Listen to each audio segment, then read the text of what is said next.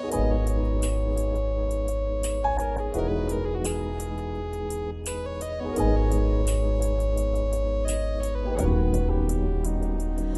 been in the kitchen, whipping up the grits, and I've been really cooking true. Cutting off the dead ends, warming up my blessings, cooking up the perfect soup. Cause God been really speaking, and I've been really seeing how you're manifesting proof.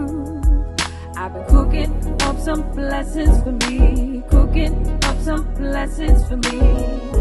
Hi everyone, and welcome to In the Kitchen with the Halifax Public Libraries. I'm Nicole Johnson, Community Specialist for the Preston Township.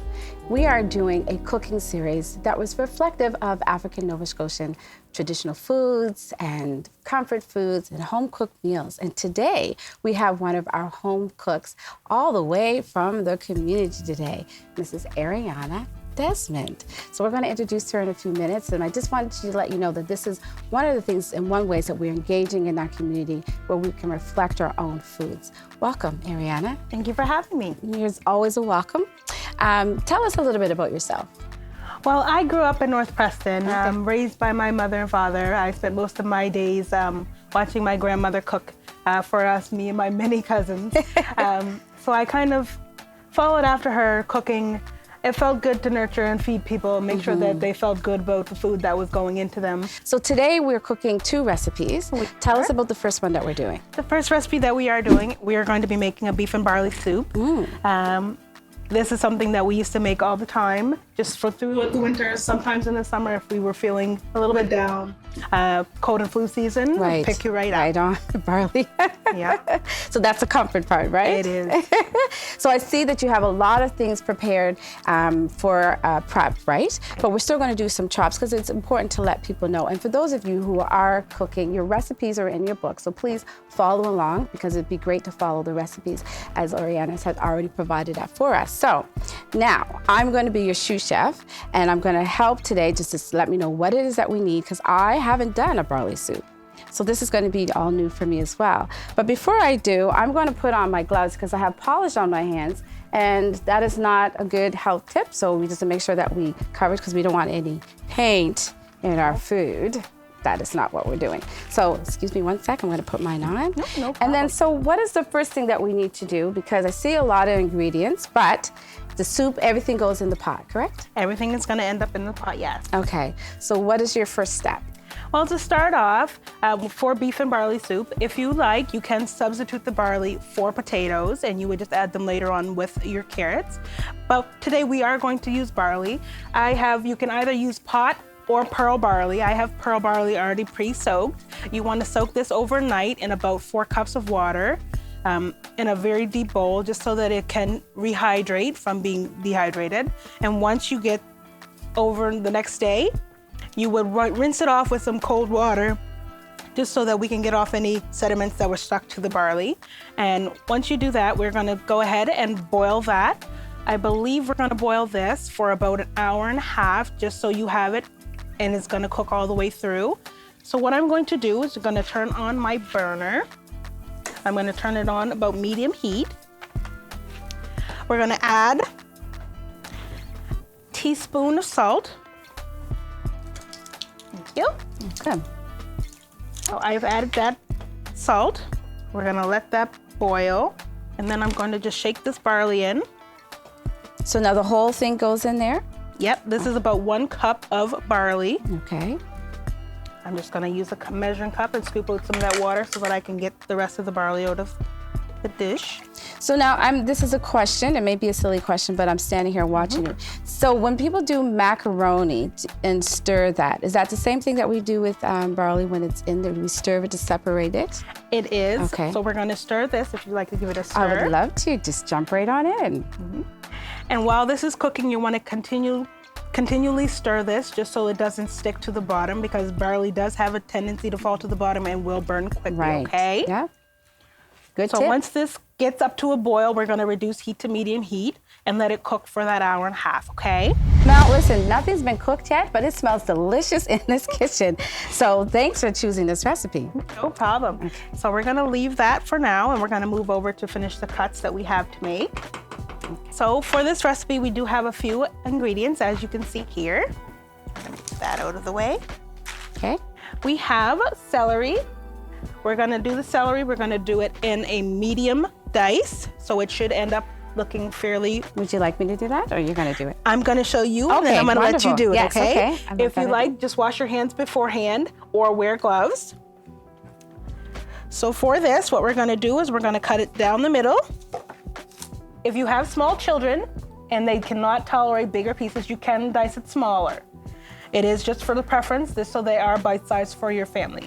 And I see that you're curling your fingers. I do curl my fingers. It just is, for school, we called it the monkey claw. We just don't want you to lose any fingers. So you will curl your fingers and dice. So these are all good safety kitchen tips and tools to use so that everybody stays safe and that the food also doesn't have anything left behind in it. No finger bits. No fingers, no nothing. Okay, so you go ahead and Okay. So what happens with ends or butt pieces? Do you still use that in the soups, or can you use that for something else later? We do. For example, I have some. I'm not gonna reach over you. We have some butt ends left over.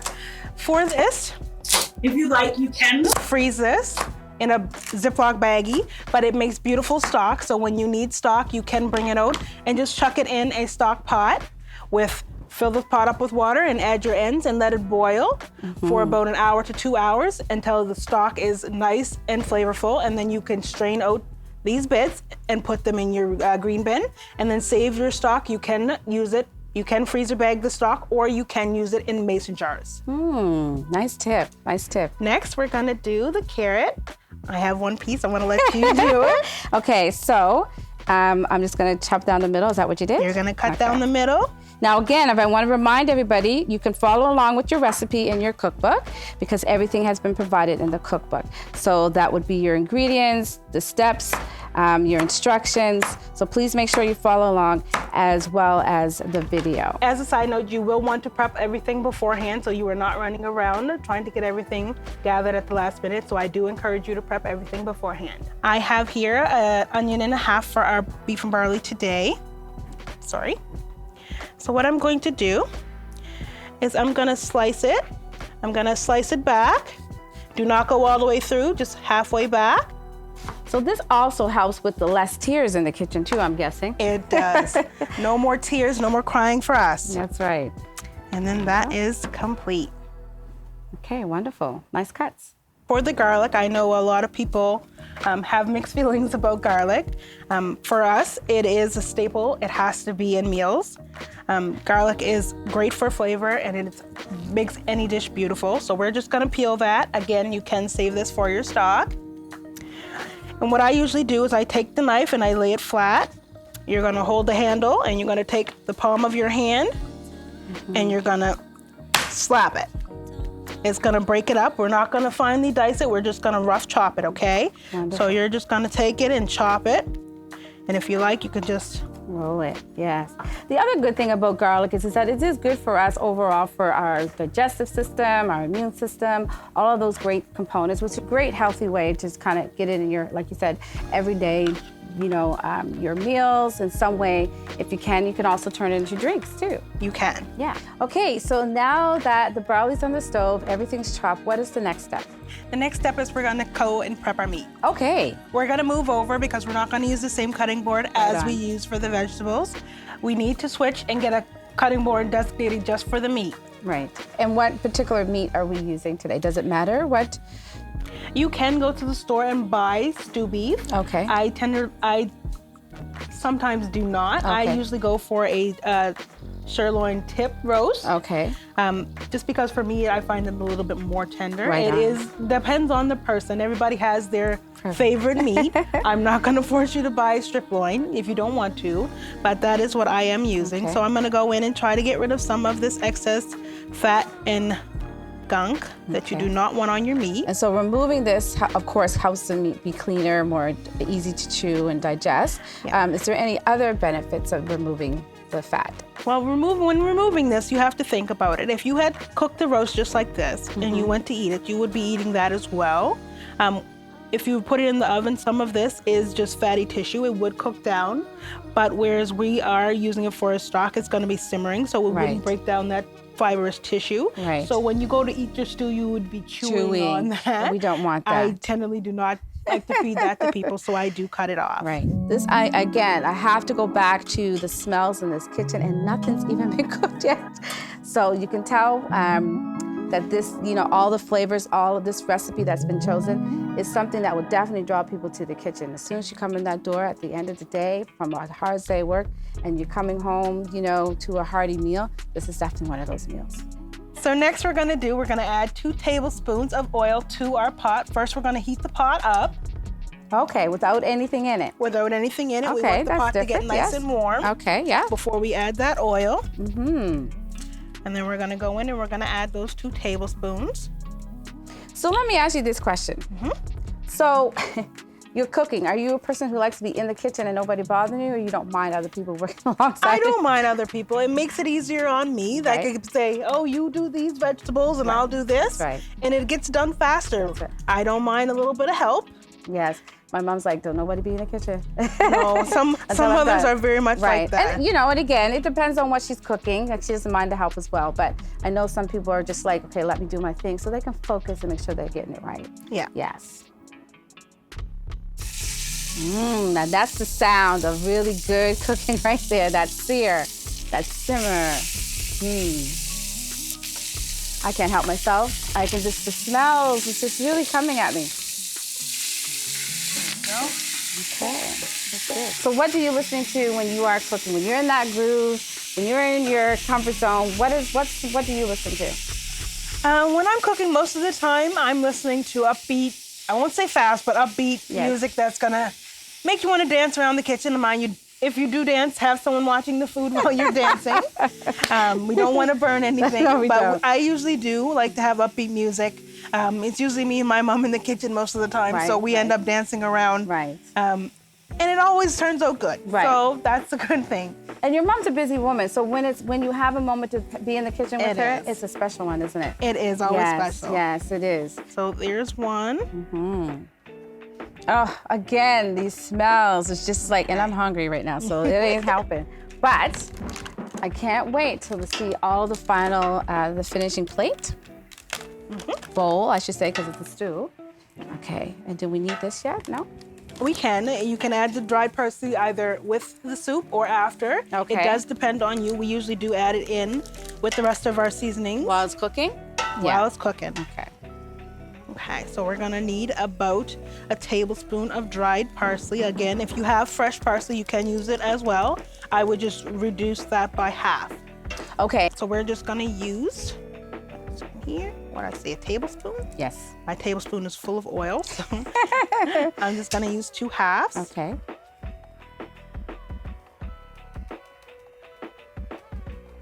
That looks good. Mm-hmm. Okay, so let me tell you, I'm doing my happy dance now because I see that brown meat and I smell the brown meat. And now what are we doing next? Now we're gonna add the water so that we can let it simmer for a little bit so that we can get that meat nice and tender. If you have it, you can use vegetable or beef stock.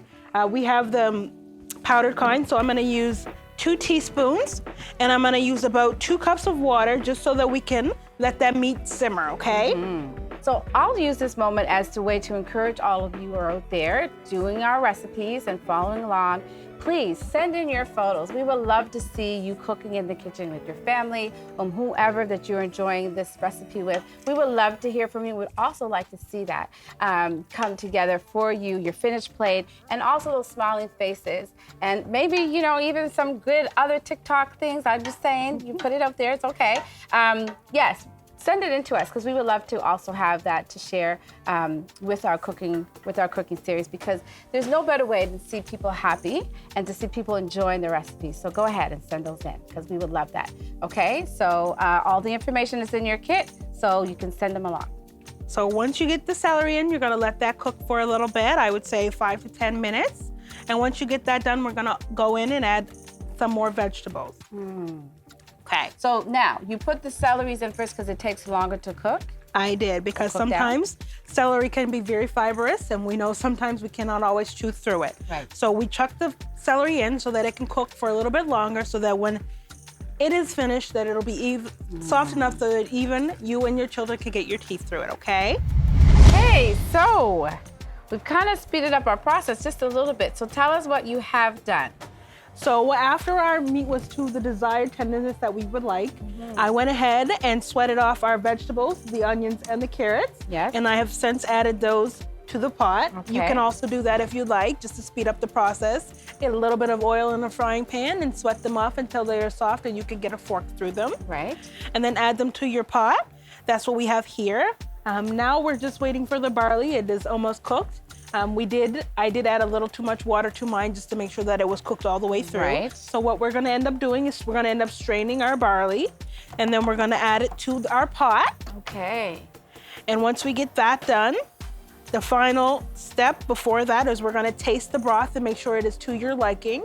If you feel that it needs a little bit more salt, you can do that.